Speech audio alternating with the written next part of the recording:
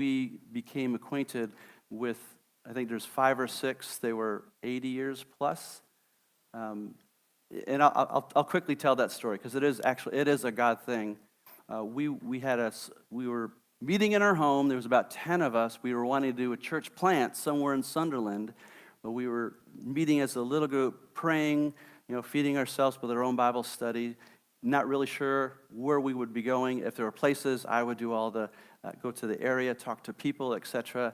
And then I got this phone call by a lady by the name of Doreen, and she said, someone gave me your name and your telephone number, so I'm calling you. I go to St. John's Evangelical Church. We haven't had a church pastor for 20 years, but we've been praying for one. We want to know if you are God's answer to our prayers. And and one thing led to another, and that was where God would have us. But so a replant, if you would, is a church that is about ready to close, and there may be various reasons. So you have a building, so can be a plus if the building is in okay repair, because that becomes part of relaunching it. You want to make it attractive so people can come in, etc. But are there any other good questions? Sometimes I just speed forward, and it's not always good. Okay, this will perhaps provoke some more questions.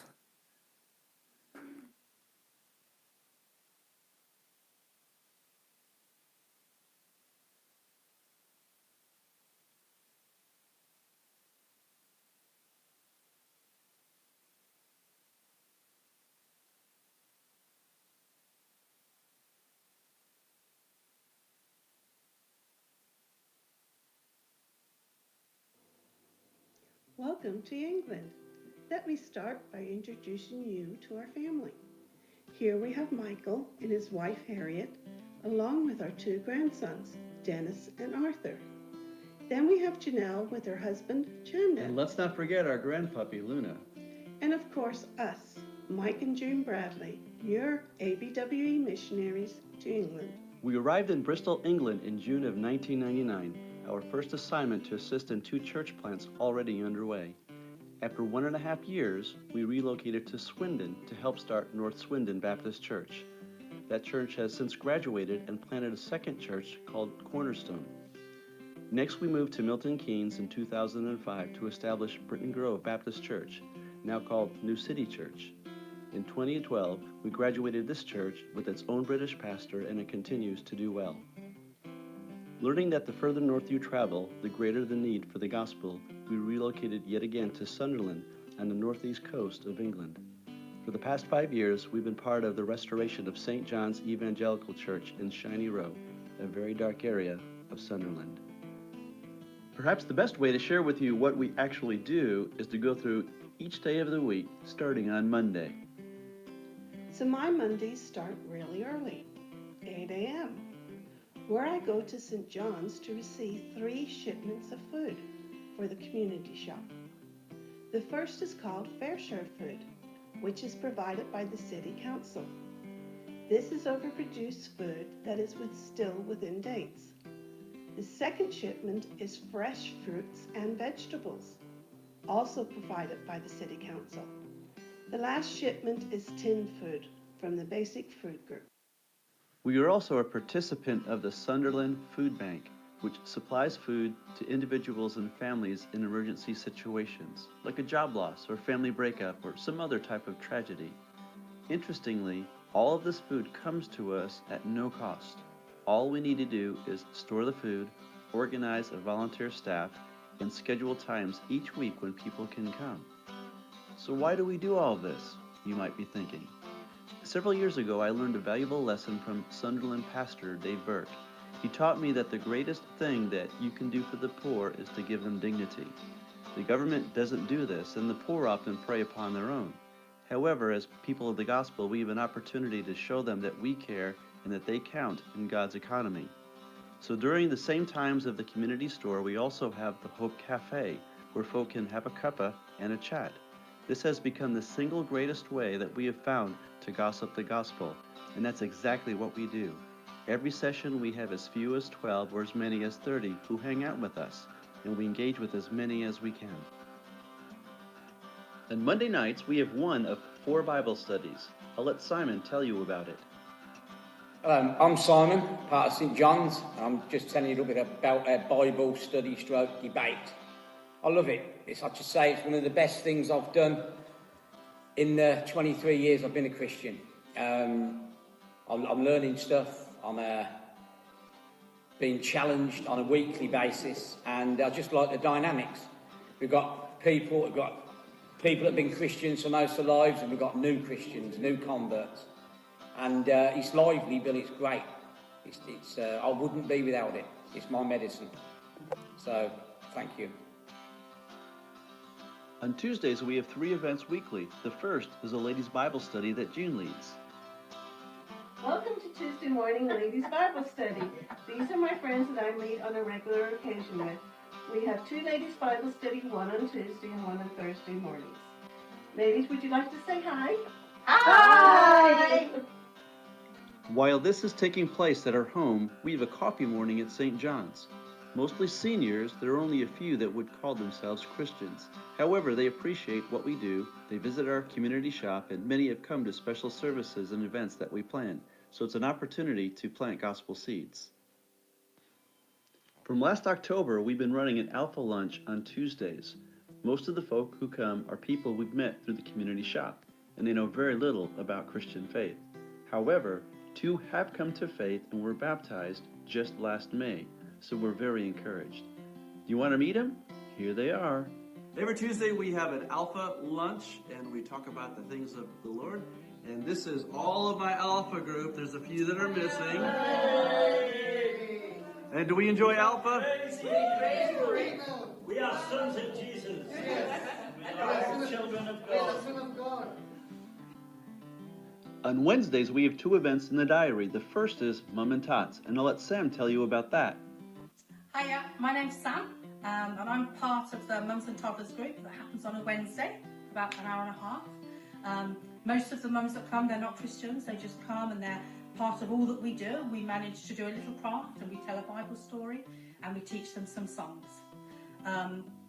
We've got a small team of people, about 4 of us, maybe 5 sometimes, and we just sit next to the mums and we just chat and we just listen. And it's a good time to be able to get to know them to get to know us, and they come in, and if we ever have events or anything we're going to do, we can say to them, would you like to come along? We're having this event. So it's just a starting place. It's a friendship ministry, and it goes really well, and they come along regularly, and it's a good ministry to be part of at St John's in Shiny Row. Bye.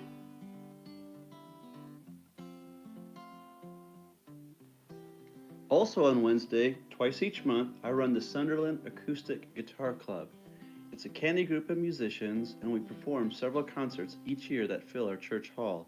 In fact, we had over 70 people come for our 1950s themed music to celebrate the decade the Queen was inaugurated as part of our Platinum Jubilee celebration. It was a grand event, and many also joined us on our Sunday service as well. After the food shop on Thursdays, I run a knit and natter craft group. Knit, that's knitting or crocheting or crafts. And natter is chatting about anything and everything. And sometimes we natter about the gospel too. There are 15 to 20 ladies from the neighborhood who enjoy Thursdays together. Just about 1 year ago, one of our workers asked, what are we going to do about our youth? After 3 prayer and planning meetings, last November we started St. John's Youth, aimed at 10 to 14-year-olds. Although I help, I've let the youth team lead this, and we had a brilliant start with 10 to 14 who come out regularly. Let me introduce you to Louise, who will tell you all about it. Hi everybody, we are St John's youth leaders. We've just finished one of our sessions with our youth. It's lovely to see you all. We've had games on the field tonight, we've had games in here as well. Kids have all had a great time. We've been doing Youth Alpha with them as well. We're about 5 into that. We've had a lovely time tonight and loads of ice cream. It's been fantastic. Look at this big smile. So we've got Sam, Simon, No, Simon, Sam, Bill and Louise. And over here we have Jay. He's one of our youth. He stayed back very kind and helped tidy up. and I put the tables out for Sunday. Yeah. So thanks, Jay, that was great. We've also been into Shiny Road School up the way and doing some work with the kids there as part of Wayside Youth for Christ, which I work for. Mike's been with us and Sam comes with us sometimes as well. Bye, everybody. Bye. Then to complete the week, we have Kids Club on Sunday mornings, and finally our worship service at 5 p.m. There's so much more to say, but it's difficult to pack in 5 years of connecting with people in a short video. So let me conclude by saying this. The church is God's idea. As His people gather in communities around the world, we have a grand opportunity to step up and step out and make a difference in the world in which we live. How it looks in your community may be very different than how it looks in my community. But remember, God is always working. Together, let's roll up our sleeves and remain faithful to the task. Thank you for all that you are doing, and thank you for allowing us to represent you in England.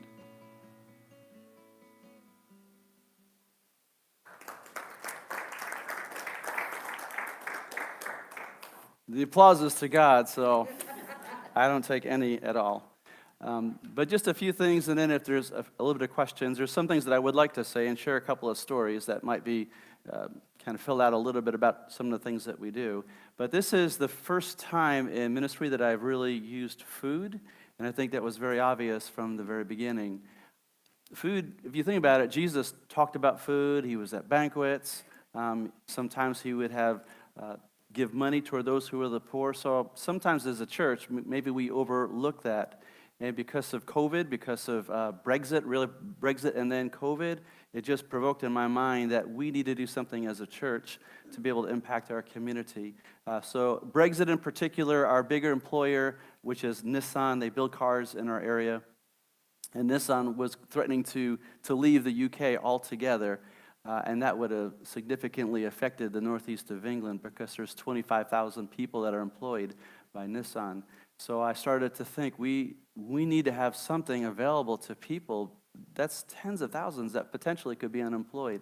And so we started with the food bank, and the food bank, as mentioned, all the food is supplied to us, but it's more for crisis situations. Someone loses a job, there's a divorce, things that happen, and someone has very little food. It allows us to have a way to help those kind of people or those situations. And then, interestingly, a police officer saw that we were doing, because no one on, I guess we would be the southwest of the city, no one in that big region were doing anything for those who had food needs. And so he kind of started to champion what we were doing and told other organizations and people as he was on his beat. And the co-op is a proper, like a smaller grocery store, but he said, you know, Mike, he said, I know the manager at the co-op, and I bet you they have food that they can give to you that you can also give to people. So that worked really well, and 7 days a week we collect like the bread, if it's 1 day out, anything that's 1 day out, maybe fruit, vegetables, those things that we know that kind of have a shorter timeline in the grocery stores. And we just tell people it's 1 day out, 2 a day out, but they're free to take anything there. And so that became something as well. And then the Sunderland City Council, hearing what we were doing, we're very grateful that we were kind of on the front line of hunger in the city. So they said, we can give you some food as well. And then it was one stack and then another stack of food. But at first I said, boy, I really don't want any strings attached. Is there something that we have to do? And they said, no, we understand what you are doing. And they've been true to that for about a year and a quarter. We've been receiving food from the city council, and we report and let them know. As people come in, we let them know, just as I am here, that this food is from either the co-op or the Sunderland City Council, and so they appreciate that little pat on the back, and that's reality. And just as I said, we're never short of staff. And one thing I found really interesting, specifically as we've been addressing the poor, people who are not people of faith, they just know that that is the right thing to do. And so we have had people who have volunteered to help in different areas because we're doing something that they see as a genuine need, which allows us to influence them as well. So food has been fantastic and for us as a church. And then we had added the cafe, as mentioned. because people can sit down. In fact, we have round tables just like this, just kind of like a cafe-type atmosphere. Is how we literally started doing church because of COVID. And then when they released us a little bit, the distancing and all that, the round tables, tick the box, and then we started using that in the cafe, etc. Now, here's something interesting that we found out. At first, we were just giving food away for free because we weren't paying for it. And I asked the city council, I said, now you're giving us, a significant, about 225 pounds in weight of food each Monday. And then on top of that, the fresh veg and all that. So I'm not sure what that weighs, but about 6 or 8 fresh fruit and veg, for children specifically, so they don't get the junk food, but they get something nutritious. And I said, now if I were to charge, is that okay? I wanted to create a community fund, and should there be any other situation that arises, then I don't need to take from the church budget the money that comes in for the food we can use for needs like that. And they said, no strings attached. You can do whatever you want. But when I started putting 10 items for 3 pounds, people started coming through the door. When it was free, they wouldn't come, but when there was a small price, they did come. They tripled almost right away, 3 times the amount of people. And I found out when it was free, several said, oh, no, I don't need it. That's for poor people. They don't want to be in that category, but when there's a little bit of money, add to it. So anyway, that's how we went forward with the food, and I just found that a little bit interesting and maybe a little lesson for you as well. We have the blessing of our little congregation. You probably noticed a lot of my workers are seniors, and sometimes we can be guilty thinking, oh, there's a certain age, and I time out, and I can't do anything. We have some seniors who are like teenagers, and they just connect with our children. They connect with our youth. Interestingly, and I'll just toss this in there, this is a UK stat, but they said this was early 2004, so it's a little bit dated, but the principle, I think, remains true, that the teenagers, trust their grandparents more than they trust their children because they see the steadiness in grandma and grandpa. Many of them had more of a regular, steady type of a life, and they can trust in them and in their counsel. So I don't think you've timed out. I'll just say that. Daniel didn't tell me to say that, so that's a freebie. But I have, I would say more than 4, but there's at least 4 or 5 that just gossip the gospel. I mean, I think there's something to be said about not being religious, just being a Christian, being genuine as best as you can, and people know that. And then when they see us enjoying ourselves together, they don't have that in their families. Their families fuss and fight, and that's what happens in community. And when they come into a church, and it's not what they anticipated, stiffy people that are going to try to, force Christianity on them. And many of them ask questions, and I have some people who have been very forward but gentle in sharing, the Christian message.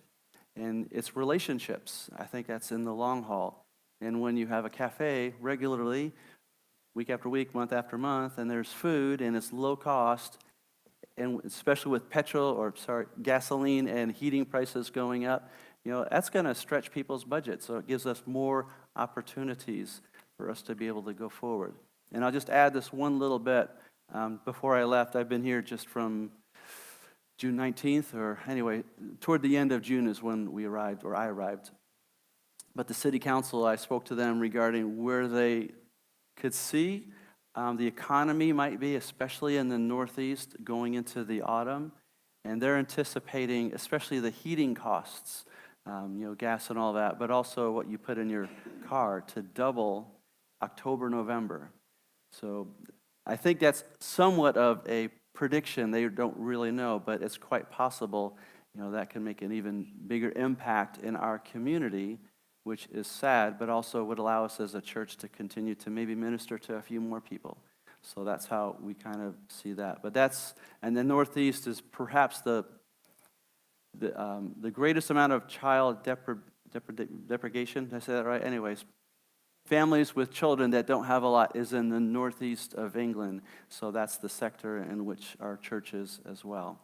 Let me just maybe tell a few stories, and then I know you may have questions or observations, so I'll gladly try to answer a few of those. But let me tell you about children. Do we have any children's workers here? Or you taught Sunday school, whatever? You ever kind of wonder, where does this message go? Well, Amelia was one of the first little girls that we met. She was like 9 years of age. We had just agreed to come to the church, and we adjusted services. A lot of things were going, and I told the church, this is a bunch of seniors too. I said, we need to do stuff on the field because people need to see that this church is alive. And right across, we call it a common, but it's an area where you can walk dogs, you can play football or soccer, whatever. It's literally right across from our church. So we started playing a game called Rounders, kind of like American baseball, but a little bit different. And Amelia was down the hill just kind of looking at this small group. There weren't a lot of us, but enough to play the game, and just wanting to be asked. So I said, hey, little girl, why don't you go talk to your mom and see if you can join us? If you need, I'll go and talk to your mom with you. So she ran down and she came back, and that's how we met little Amelia.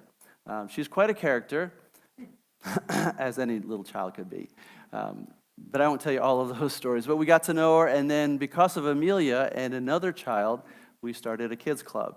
And then that kids club grew a little bit, and we have some of our seniors are fantastic Bible teachers. I mean, really, really, they make the Bible come alive for our kids. And they were teaching, and this was going on for I think 6-7 months. And the story would be about 3 years ago. Well, after a service, Amelia's grandma said, Mike, I need to talk to you. I mean, she's a very somber lady anyway, but I thought, I'm going to get in trouble for something. What did I do now? And so she pulled me outside of the building, and she said, I just want you to know, every Sunday, our family gets together and we have a meal. And whether we want to hear it or not, whatever you have taught in the kids club, Amelia is telling everybody, and we've got to listen. Now, I don't know if that was a positive or a negative, because she just has kind of a serious face, and I just said, thank you that I know that. Well, her mom, Faye, and her dad would have been, at times, part of those family meals. And so, obviously, children's ministry allows you the possibility of knocking on doors and talking to moms and dads and grands and saying, this is Mike from the church, etc. And so I got to know Faye, Amelia's mom. At first, it was evident that there was something not right in the home, and in short order, she was a professional addicted to cocaine. And then her husband, who was a teacher, also addicted to prescription drugs. And so, boy, this was I wasn't sure how to address the situation, but there was a possibility of talking to these people. And so I began to share the gospel, what Amelia was learning. Of course, I had no idea how many of those stories Amelia was bringing back to her mom as well. And then during the same process, Amelia became a Christian. And there was a definite change in her life. She memorized the books of the Bible real quickly. If there was a memory verse, she would remember it, memorize it quite quickly, and then obviously she would be telling her family. So all of these things are going on. There's probably a lot that I don't know that was going on. And Faye was hearing a little bit about the gospel. Then she was a little bit curious, and she would come over to our Monday night Bible class, and she had no idea about the Bible. And I'm so thankful for those who came. They would say, oh, okay, let's open the Bible. Here's the index right here. Matthew, Mark, Luke. Oh, look at the page number. Everybody would stop. We didn't make fun of her.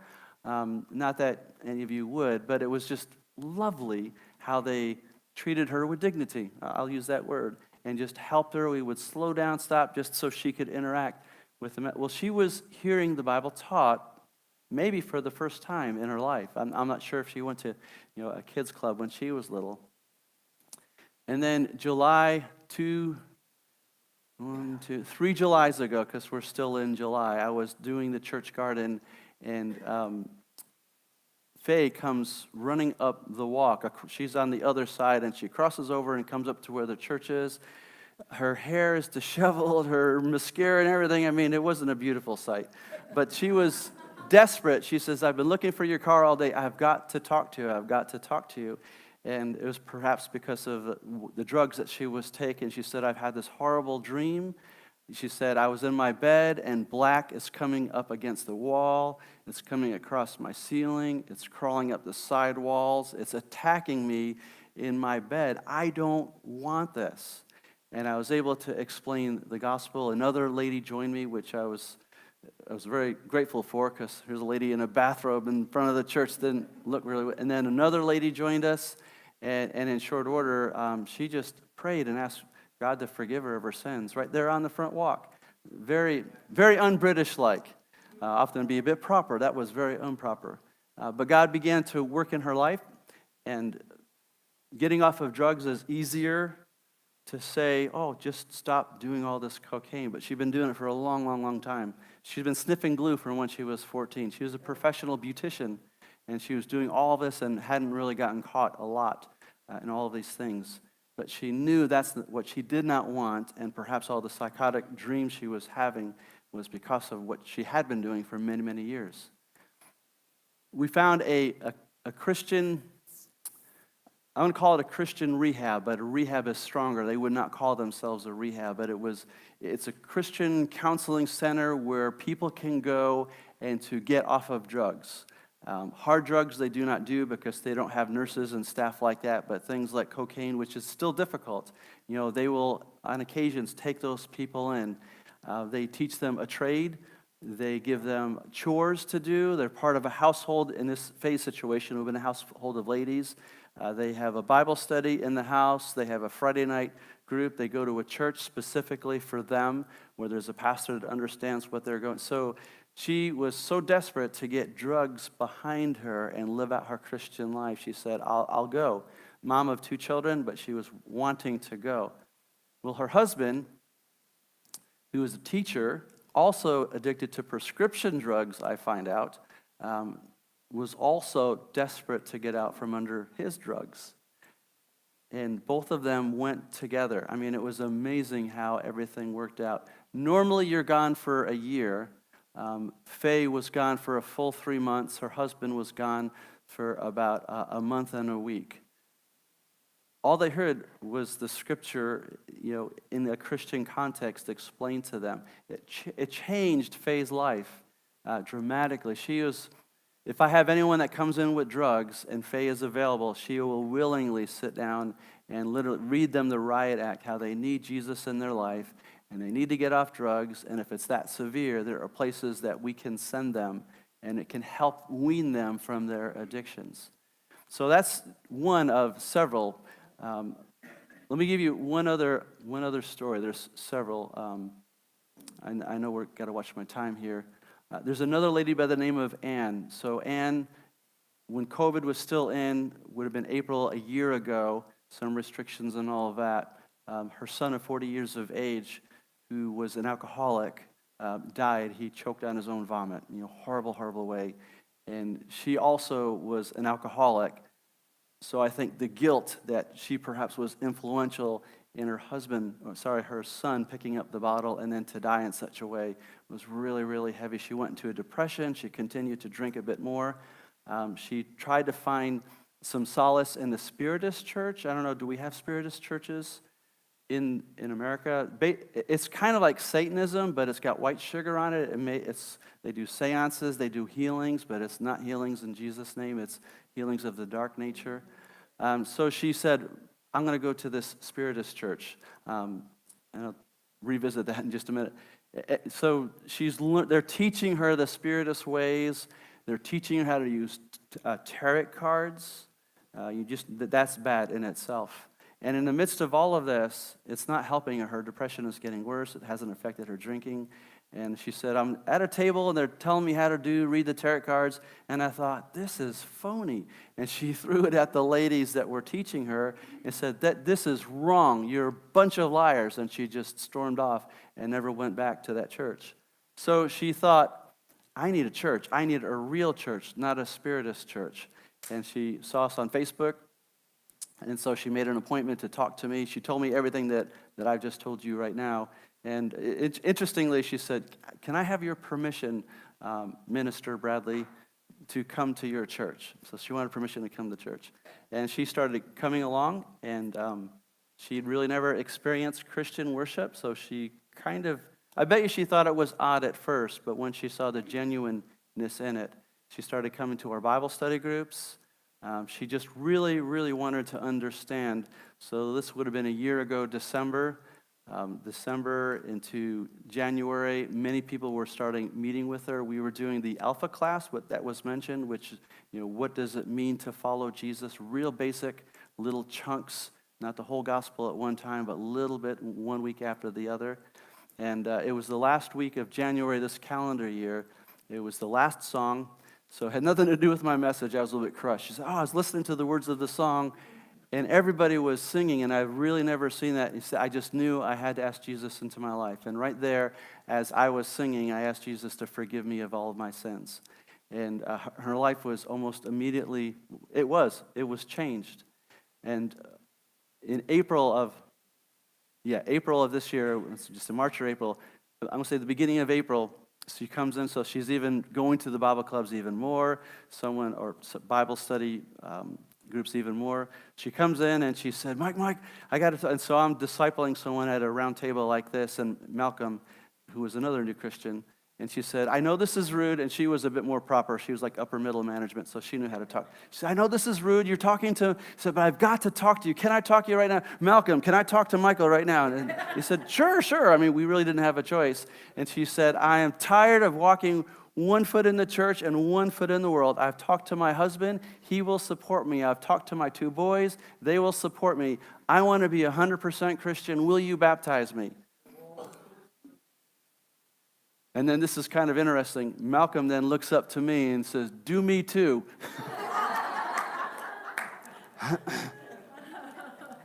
And she was baptized in May. I think there was a quick picture of that.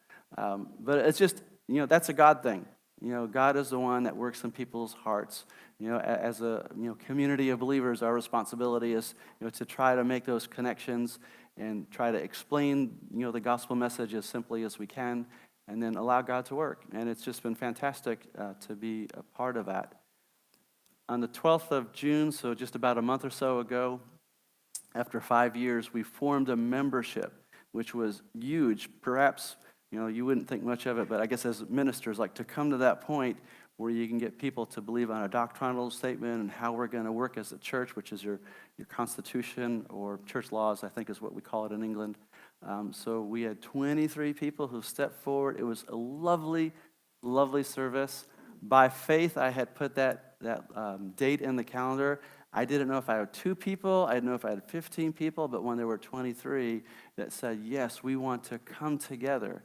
And then we also, how we did it, we closed that and had a membership. And then we had another little meeting where we voted on 2 elders. So I got 2 men who are going to be elders of the church, and so it's like when I go back in August, it's just a whole new platform.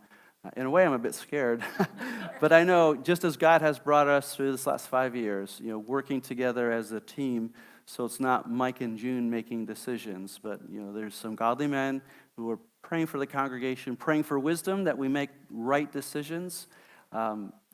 But also allowing a congregation to say, yes, we think we should go in that direction. So that's a brand new dynamic. I'm going to choke myself in just a minute because there'll be some questions, or quiet myself down, perhaps better English there. St. John's Evangelical Church, it was built by the area miners. So Sunderland is a combination of mining villages and shipbuilding. So those were the 2 trades for 300-400 years, kept that city afloat. In fact, it was a very affluent town for its size. The miners built St. John's to be a Spiritist church. In 1941, Mr. Miller, who was the Spiritist leader, and I don't know the details, but I do know the skinny of it, is he became a born-again Christian. And as he was resigning his responsibilities, he said, is it possible that we can consider the spiritual teachings of the Bible instead of what we had been doing? And that group, I don't know if it was a large group of people or just a few, but that's when that spiritualist church became, if you would, an evangelical church, and they began being light in that area. And God still wants that church to be light in that area because they should have closed their doors in 2016. But God allowed June and I to be part of that, and others joined in as well. So we've been there 5 years. I am an optimist. I'm hoping in about 3 to 4 years that we can build up the work so they can afford their own British pastor, and then it can continue on, and with the possibility of June and I, with our time that we're left before we have to retire, might be able to be part of one more church plant. And in the Northeast, I think the greater need is in the Northeast. So that's just a little bit. I'm trying to talk fast so I can get as much in as I can. But I know Daniel may have some. If you want to take questions, you can answer their questions. Starting by receiving questions. Great. Are there any questions? The question is, do you have to have dual citizenship when you're, what you and your wife do? So the question is, do I have to have, or do we have to have dual citizenship? Yeah. I have the highest. I am not a citizen. My wife is a citizen. I am just trying to think of my standing. The highest standing that I can have as an American is what is on my passport. That is a good question because I am considering becoming a citizen. So currently, those regulations go country to country, and right now I can be both an American citizen and a British citizen. I don't have to renounce one over the other. So that's what the current rules are regarding our relationship with the United Kingdom. Yeah. Permanent residency is what's stamped on mine, because my wife is British, so that's the tightest without becoming a citizen. Any other questions? Yes.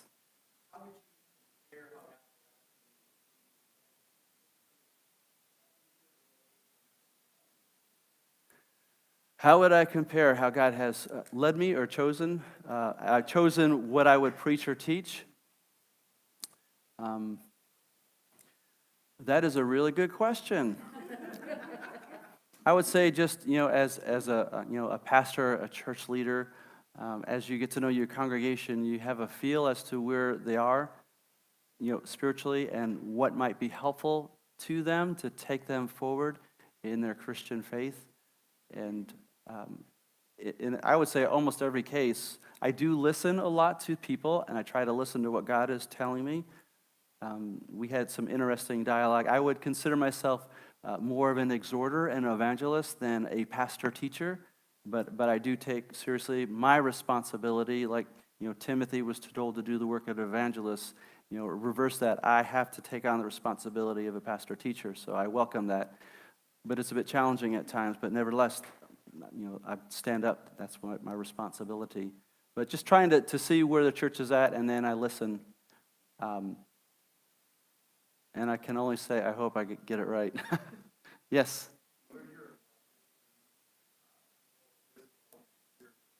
Okay, what are my largest needs, both physical and spiritual? Okay, I haven't told anybody this, but I don't know if it's part of COVID, but I have a facial numbness that I can't feel a whole portion of my face. And I have no idea what that is. At times I feel like I'm drooling, so if I do that a lot. So it's only been through COVID. I think I may have had COVID. I don't know. If I did have it, it would have been earlier on before it was really tagged as anything. My wife had something that probably was COVID, and I think she does have long COVID because she still has the persistent cough. But I've been to my doctor's surgery, and they have done a number of exams, and they're clueless as to what it is. So what I do know, because they've done an exam of my head, there's something on the inside, but they said, as best as they can say, there's nothing, the word sinister, there's nothing sinister, there's nothing that looks like a cancer or a growth or a tumor or anything like that. The only possibility that it could be, apparently somewhere in your brain stem, there's a nerve that controls your feelings on one side of your face and one over here, and if a blood vessel goes over the nerve, it could be causing, disrupting the signals, and hence. And if that's all it is,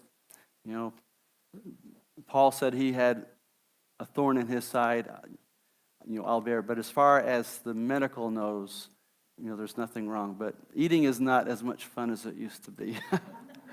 but I can live with that. And spiritual,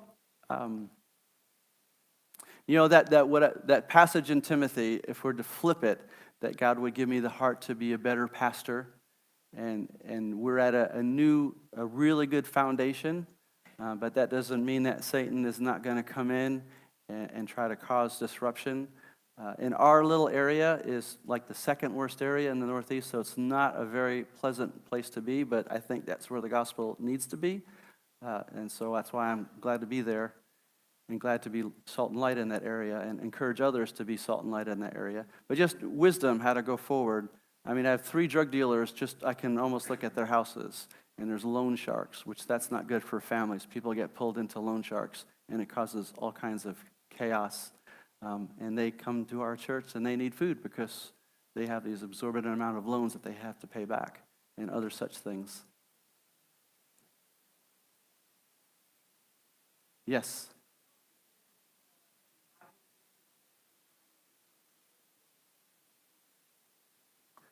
What percentage of Bible teaching, preaching churches are there in England as compared to the Church of England? Okay, that's kind of a loaded question, but I'll try to answer a little bit at a time. First of all, the Church of England is the state church, and I think we would have some type of understanding regarding that. Among the Church of England, there is a small portion, and I don't know what percentage, which would be evangelical. So they may have kind of a higher church approach to how they teach the Bible, but they would have vicars and leaders who believe the Bible to be the Word of God and would teach the way to be saved through faith in Jesus Christ. So there is a strong group. Alpha, which is the course that we teach. Some of Alpha I don't care for, but most of it is really, really good. That comes from the evangelical side of the Church of England. On the other, a friend of mine, Daniel, who's a 25-year-old, he's graduated from Bible college. He would like to be a full-time pastor.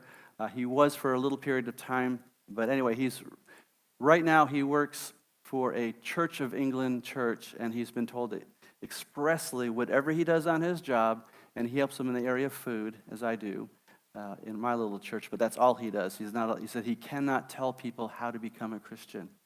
He cannot tell people, and he said, can I teach Alpha course?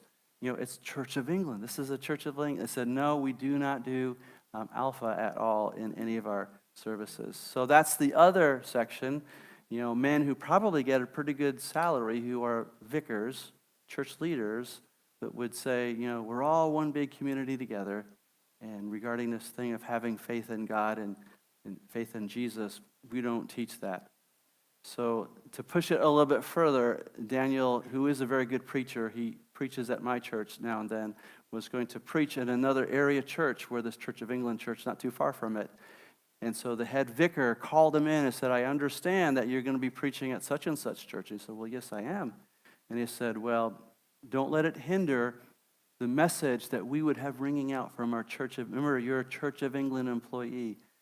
To which he said, well, do you think if there's an employment tribunal that I could bring up what you just said to me? Basically, you put a lot of pressure on the vicar that he cannot muzzle someone what they do on their own time. But that's the same. So there's an extreme on the other side. About 30 minutes north of me, there's a Church of England church that the Church of England would love to cut off. They share the gospel. They have good Bible studies. They have a little bit of a higher church approach. They baptize by immersion, but they're Church of England. So it's a mixed bag, but I don't know the percentage. That would be difficult for me to say. But it seems there's a percentage that's spot on, and there's a percentage that just said, no, we don't really want to identify and teach people how to have a relationship with God through Jesus. Yes. You mentioned spiritism. Yes. Hear about blissful fluids, and so many people not even Mm-hmm. even here. Increasing percentage of people that know that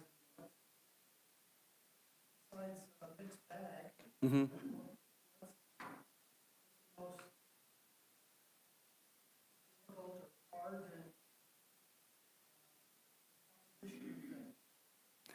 Let me give you a positive on Islam.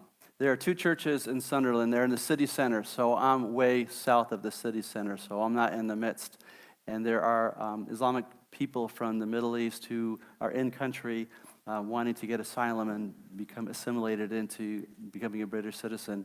Well, there's two churches. They open up their doors. One on Thursday, they cook them a meal. They are blessed and they have a small gym so they can play some soccer or football in there. And then at least twice a year, I've been there when they share with the Muslims, this is what Christians believe, and this is why Easter is so important to us. And when they do that, they have someone that interprets in Farsi and someone who interprets in Arabic. And I think there's one other. I think there's 3 different interpretations. But the pastor of that church lovingly shares with those who come. They charge them no money at all. And some of these Islamic people are becoming born-again Christians. I've been to the baptisms in this. They would rather be baptized in the sea. They don't want their face to be shown. They said people can take a picture, but blot out their face. So often they'll face away when they're baptized in the sea. So, God is working in little ways, perhaps in big ways. There was one, I think his name was Muhammad. There's many that are named Muhammad, but I'm just trying. But he became, and I don't say that in a silly way, but I think that was his name. But he became a born-again Christian. The possibility of him becoming assimilated into Britain was rejected, and he had become friends with the same city center church. In fact, David Burke, he's the one I quoted, he's got a heart for those who are on the edge, and Islamic people would be, but instead of pushing them, he tries to share the gospel. So this person becomes a Christian. He's not accepted. He's got to leave the country. They arrest him. They put him in jail. They send him down to Peterborough, which is probably a 2.5 hour drive. The pastor asks those in his congregation to pray, and then he writes to the government on behalf of this person. He's in an orange suit, being led to a plane to be taken back to Afghanistan, which now that he's a Christian, he's a target. He probably would not last very long.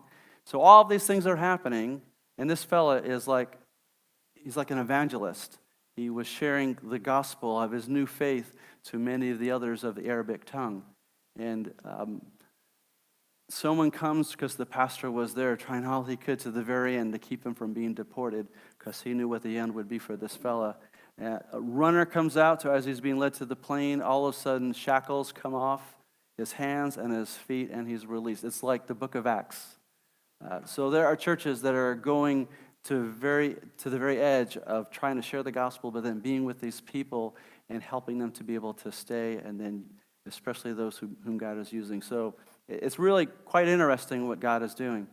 And I don't fully understand it, but I know that there are some amazing things happening in the Islamic world. We've seen just a little bit in Sunderland, so I'll express that. I don't know if that fully answers your question, because there's a lot that I might not be able to answer. Good? So, yes. You've answered a lot of the questions that I had down, because some of us already asked those questions, but what are some ways that we can better partner with you in a way that would really help you accomplish your mission? Okay. We had a personal conversation, but sometimes when you're on the foreign field, it's good to have a mentor, someone who's talking into your life.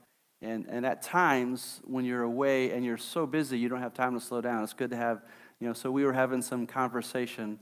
There's interestingly, that my 2 closest friends are Pentecostal preachers who love the Lord. They're British, and they encourage me quite a bit. But that whole idea of, if I'm a growing person, then obviously it's going to help and encourage as I preach and teach others for them to be growing as well. So in that area, maybe it's a bigger answer, but the whole mentoring, so I'm encouraged, so I can encourage others. And most of the times I'm okay, but there are times you just feel lonely and you feel like you're pulling from the bottom, and that's not good. and you want your missionaries to be encouraged. So it's maybe a general one, and I think maybe a handful of you kind of understand where I'm coming from that. And then the other is wisdom. That's one thing I always pray for myself. I learned as a teenager the reason why I did a lot of stupid things is because I wasn't very wise. So when I became a Christian, that was a no-brainer, and I've always tried to have friends who I thought were wise people. If I got stuck, I would say, oh, I'll talk to so-and-so, so I make a wise decision in this situation. So, just wisdom and then wise people around me. The two gentlemen who have stepped forward to be elders, I count both of them as wise people, and I was so excited, when they said, yes, I'll take on this responsibility. So that will be brand new and perhaps learning to grow together as a little team as we take the church forward. Yes, sir. Okay.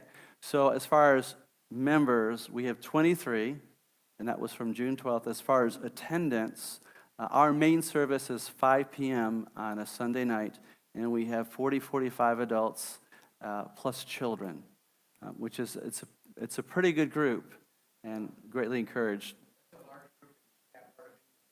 That would be it'd be a good sized group. And for the most part, it's like we're drawing people that have that, like a clarity of soul where they express their Christian faith. And that's really, that's really good to have together because they just charge each other up even more.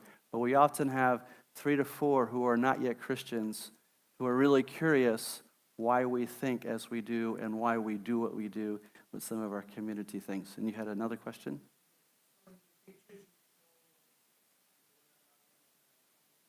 Yes. Yes.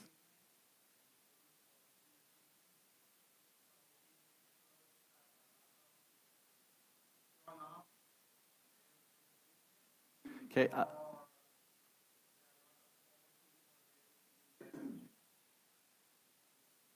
Good question. So our main children's outreach would be on Sunday morning, and that we call that our kids club. It's kind of like a Sunday school. It's kind of like after school. It's kind of a hybrid of both.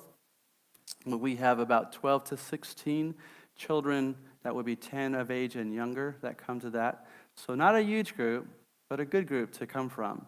And then we just started our teen group just late November. We almost shouldn't have started it because we're almost into December. But since I've been gone, we've had 18 every week, and that's 10, 11 to 14-year-olds is that targeted. So that's actually quite good. Only 2 of the teenagers know the Lord. In fact, we were doing, when Easter was here, we went very slowly. Most of the teenagers, or the 10 to 14-year-olds, really didn't know who Jesus was. They knew he was a historic person. They'd never heard of Good Friday, resurrection. They didn't know any of those things. So that's why we did this Alpha course, which is like very, very basic to explain who Jesus is and what it means to follow him. But about 18 or so that are coming for the 10 to 14-year-olds. So it's kind of a youngish teen group. Was there a question? You mentioned your health. One of the things I asked you about your wife, June, she was not able to be here. We could pray for her health, right? Yes. So if I were to say appendicitis, everyone kind of knows what that is. If your appendix, if it bursts in your body, you have just a short while and you perhaps could die. She had something similar, but it wasn't appendicitis. It was, is this your smaller intestines? It's your smaller and your, so your smaller intestines. But anyway, this was 2014, and she was unwell for a period of time, like days and a week and a half, a little bit. And finally, we took her to the equivalent of the A&E emergency room, and it just happened to be a gastrologist who was on call, who knows all of those things, and recognized that something in that line was wrong, and so put her through the very next day and had emergency surgery and cut out a chunk of it that was going to burst. So if that would have happened unaware, at home, whatever, it's quite possible she could have died. But since then, she doesn't have the energy that she had before. She doesn't complain about it. She just continues to go forward. But she, at times, I think it was actually over here is where the incision was. She says it feels like someone's putting a knife, a big, like a broad knife into her side. It's not all the time, but it's sometimes. And when we go to visit churches, we're kind of, I'm living out of a suitcase. Literally, I am on this particular trip. And, maybe fellas can do it. I'm not saying you ladies couldn't, but I didn't want to put June through all that. So she'll be just a little bit of it. She'll be joining me, but it's just awkward. And the other is, someone's got to preach while I'm gone, so I might as well have my wife do it. No, just kidding. She knows how things run. And, with all of these changes, especially becoming a membership, and we do have lots of moving pieces on Monday, Tuesday, Wednesday, Thursday, and then there's Sunday. So she's helped just to make sure things go in a very orderly fashion. So that's been very, very helpful. So she'll be gone for a little bit, and things are going relatively well. All the way in the back?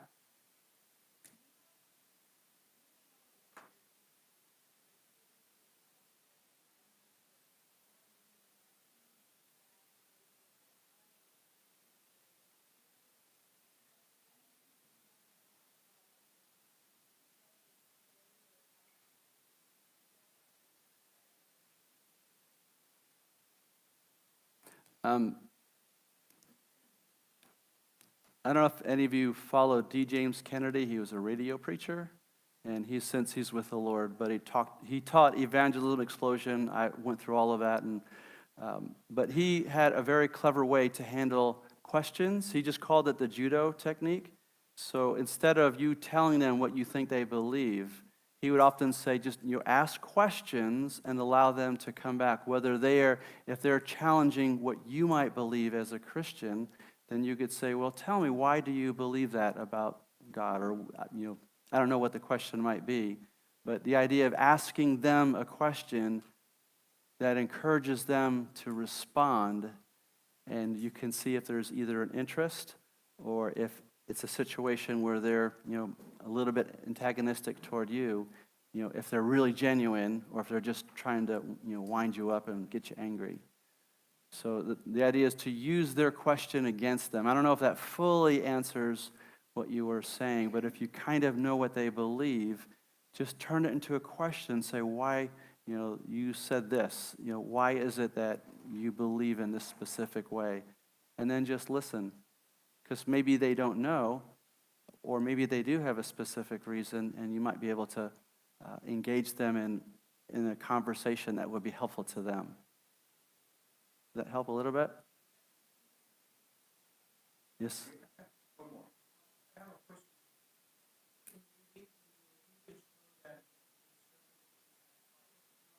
Yeah.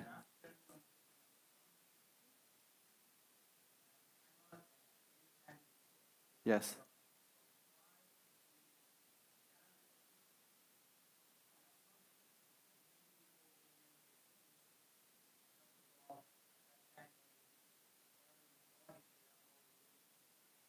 That is a million-pound question. Why do we have a 5 p.m. service? That's a really good question, and I have an answer that perhaps would be helpful.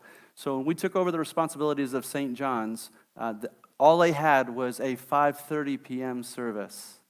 So there was a handful of people, and I wanted to be respectful to them, and I would have preferred to have a morning service for the same reason you would. So I said, okay. They didn't want to do the morning service because now for decades they had always had that 5 p.m. So they did things in the morning at, say, 10:30. So I said, can we just adjust it from 5:30 to 5? It would just make a little bit better sense. So I regretfully took it on, but I have been surprised how it's been very positive.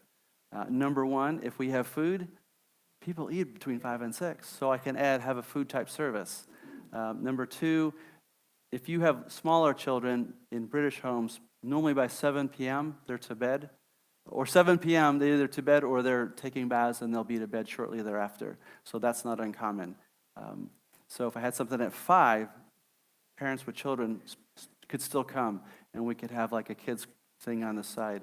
And then the third one is sport is crazy in America, but it's also crazy in the UK. Football or soccer, and the leagues go all time. So by they even go on Sunday mornings. So by having a 5 p.m. service, it's freed up. There's no one that has competition for that particular time. So I still wouldn't mind having a Sunday 10:30 service, and I just had this conversation, but it seems to be working in the fact that even with me gone, more people are coming out. It amazes me, so it's like, it's kind of working, should we upset it? But that's a good question. And another good church in my area actually scratched their head, and they said, maybe you're onto something, Mike. Maybe we should consider adjusting our service times as well. We could do just getting leaders together. So I think we will be going in that direction, but there's so many things that are moving and changing. I'm just being cautious that we don't do that right away. And now that we have a congregation that can vote, we can ask them that question, and it's not a Mike and June decision. Yeah. Why don't you leave the live stream on while we take these prayer requests, Ethan? So we're going to just spend a few minutes in prayer, and then we'll be done. I think this was really helpful, wasn't it? I have 8 things to pray for tonight, and kind of like we do on a normal Wednesday night, I'm going to ask some of you to just take these prayer requests and pray very briefly for them out loud. We'll say amen, and we're praying for all these. So who will take the health for Mike and June? Their health. Thank you, Monica. Who will pray for growth in He asked for growth in pastoring. He said he's an evangelist and exhorter. Pastoring is not natural. Okay, Dan, you're going to take that. Pray that God would give him, he said, pray that God would give me a greater heart to be a pastor. Love that humility and the desired prayer for that. 3, who would pray for gospel fruit through the care ministries happening, and through all the food bank and all of the things they're doing, Bible study, all that. Jay, thank you. 4, who will pray for so their church's name, St. John's Evangelical Church. Who will pray for this church to be truly healthy, that it would experience truly healthy growth over the next 3 years, and they would find a future pastor and they can pay him full time. Who will pray for the St. John's Evangelical Church? Thank you, Mike. Who will pray for the 2 new elders? What are their names?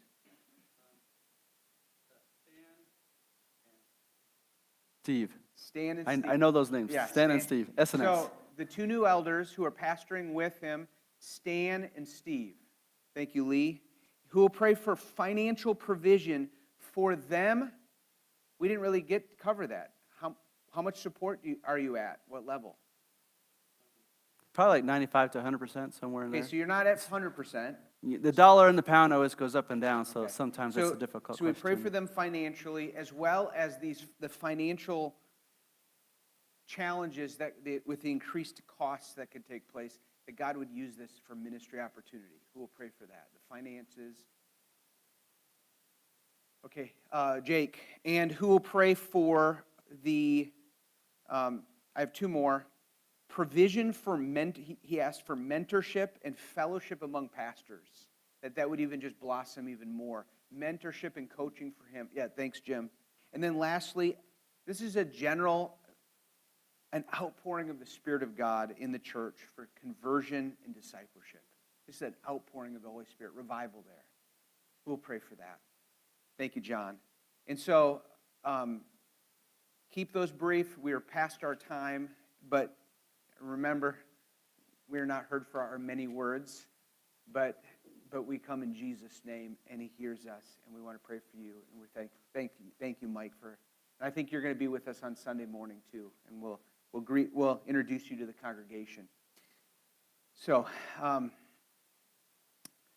why don't we ask? The first person that was going to pray was Monica. Why don't you start us out? And the last person to pray, in fact, Monica, you start us out, and the very last person was John. John, you close us.